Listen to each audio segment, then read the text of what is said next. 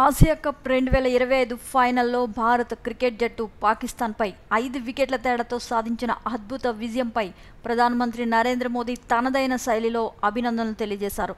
ఆయన తన పోస్ట్లో ఆపరేషన్ సింధూర్ అనే పదాన్ని ఉపయోగించి ఆట మైదానంలో ఆపరేషన్ సింధూర్ ఎక్కడైనా ఫలితం ఒకటే, భారత్ విజేత అని ఆయన పేర్కొన్నారు. ఈ వినూత్న వ్యాఖ్య భారత విజయాన్ని ప్రత్యేకంగా హైలైట్ చేస్తూ క్రీడాభిమానుల్లో ఉత్సాహాన్ని నింపింది. భారత్ అద్భుత విజయం సాధించి 9వసారి టైటిల్ని కైవసం చేసుకుంది. అయితే మ్యాచ్ తర్వాత జరిగిన పరిణామాలు వివాదాస్పదంగా మారాయి. భారత ఆటగాళ్లు ఏసీసీ అధ్యక్షుడు పీసీబీ చైర్మన్ మొహసిన్ నఖ్వీ చేతుల మీదుగా ట్రోఫీ స్వీకరించడానికి నిరాకరించారు. ట్రోఫీ మెడల్స్ తీసుకోకుండానే డగౌట్కి వెళ్లిపోయారు. దీంతో ట్రోఫీని వెనక్కి తీసుకెళ్లారు. బహుమతి ప్రధానోత్సవం కూడా ఆలస్యమైంది. పాకిస్తాన్ ఆటగాళ్లు కూడా డ్రెస్సింగ్ రూమ్లోనే ఉండిపోవడంతో దుబాయ్ అంతర్జాతీయ స్టేడియంలో గందరగోళం నెలకొంది. ఈ నిర్ణయం ఇరు దేశాల మధ్య ఉద్రిక్తతలు, పెహల్గాం ఉగ్రదాడి నేపథ్యంలో వచ్చినట్లుగా మనకి తెలిసిందే. టోర్నీలో ఇరు జట్ల ఆటగాళ్లు కరచాలనం కూడా చేసుకోలేదు. సూర్యకుమార్ యాదవ్ ట్రోఫీ ఫోటోషూట్ కూడా నిరాకరించారు.